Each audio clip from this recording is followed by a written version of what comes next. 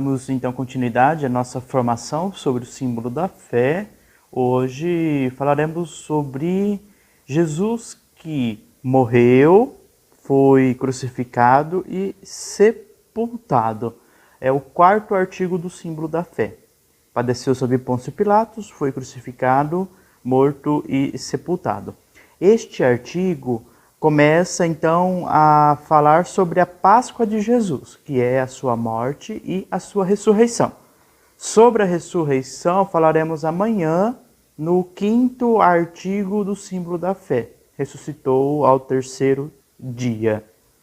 Nós ontem falávamos sobre a encarnação de Jesus Cristo. Jesus que, sendo a palavra de Deus, vem por querer do Pai, habitar em nosso meio e nos mostrar o amor de Deus.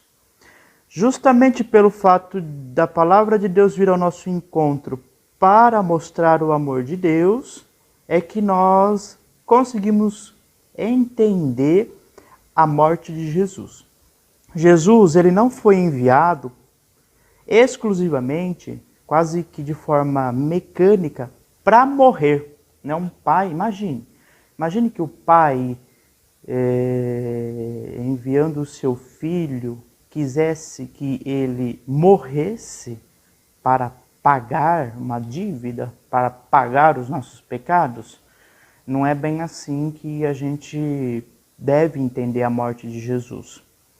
Jesus, palavra de Deus encarnada, veio ao mundo para mostrar o amor do Pai.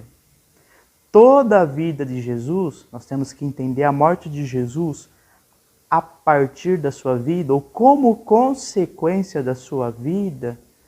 Toda a vida de Jesus é a expressão do amor do Pai. Tudo o que ele fez, tudo o que ele disse, a atuação e também com gestos e palavras do reinado de Deus, até mesmo porque Jesus é o próprio reino em pessoa, tudo que ele faz, tudo que ele diz, expressa, concretiza o senhorio de Deus na história. Isso que é o reinado de Deus, que é inaugurado por Jesus e continua presente na história por meio dos seus discípulos, seguidores e seguidoras, que somos todos nós, pela força do Espírito Santo. Jesus, então, com suas palavras, os seus gestos, atuando no amor, provocou certo incômodo. E por isso ele foi morto. Por isso ele foi morto. Tendo amado os seus que estavam consigo, amou até o fim, amou até a cruz. Toda a vida de Jesus foi uma expressão de entrega, de oferta, de cálice derramado, de sangue derramado, de corpo, de pão partido, pão ofertado, pão dado. A ceia de Jesus, às vésperas de sua morte, resume bem a sua vida. Uma vida dada, ofertada, entregue. Assim, nós devemos entender a morte de Jesus como consequência de sua vida. O ponto alto de amor. Jesus não nos ama somente na cruz, não nos mostra somente na cruz o seu amor. Toda a sua vida foi uma vida de amor. Tem uma passagem nos Atos dos Apóstolos que resume bem a sua vida. Quando Pedro anuncia Jesus às pessoas que estavam diante dele, ele diz que Jesus passou fazendo bem. Podemos resumir a vida de Jesus assim: passou fazendo bem.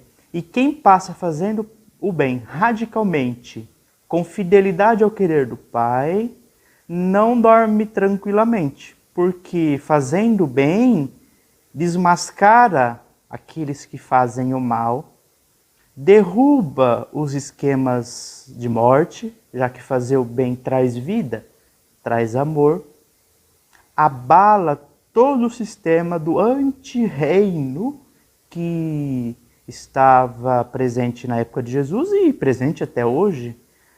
Todos os esquemas de injustiça, de morte, que são contrários ao querer de Deus para os seus filhos e filhas. O Evangelho de Marcos que foi o primeiro evangelho a ser escrito, nos mostra muito bem como que o bem que Jesus fazia incomodou e por isso levou à morte. Já no capítulo 3, depois de Jesus ter falado na sinagoga, depois de Jesus ter curado um leproso, um paralítico, ou seja, fazendo bem. Quem que era leproso, paralítico? Pessoas marginalizadas, pessoas consideradas castigadas por Deus, pessoas consideradas pecadoras e por isso estavam pagando os seus pecados na sua vida. Jesus cura essas pessoas, Jesus dá vida a essas pessoas, Jesus faz o bem a essas pessoas. E depois de ele ter também aqui curado num sábado ainda, uma pessoa com uma mão atrofiada ou mão seca, os fariseus imediatamente conspiraram com os herodianos contra Jesus a fim de o matar. Então a morte de Jesus não é algo mecânico, foi enviado para morrer. Ele morreu porque fez o bem, morreu porque amou. Assim nós devemos entender a parte do símbolo que fala: foi crucificado, morto e sepultado. A imagem do Cordeiro de Deus fala do Cordeiro de Deus que tira o pecado do mundo, nos ajuda a entender que, sendo fiel ao Pai, Jesus tira o pecado do mundo. O que é o pecado? O pecado é o afastamento do querer de Deus na medida em que nós somos infiéis. Jesus foi fiel, por isso ele tira o pecado do mundo. Cordeiro, no sentido aqui do cordeiro que era levado no deserto junto com os pecados que eram colocados sobre ele, mostra que Jesus, então, tira o pecado com sua vida, uma vida de sacrifício agradável a Deus. Não precisamos mais oferecer um animal no templo, como no Antigo Testamento se fazia, um animal sem defeito, para que, oferecendo, queimando esse animal no altar, Deus ficasse mais tranquilo e, na sua misericórdia, perdoasse os pecados das pessoas que ofereciam um cordeiro. Jesus mesmo é aquele que, com sua vida sem defeito e sem mancha, sendo fiel ao Pai e amando, por consequência, todos os que estavam junto de si, é aquele que tira o pecado do mundo.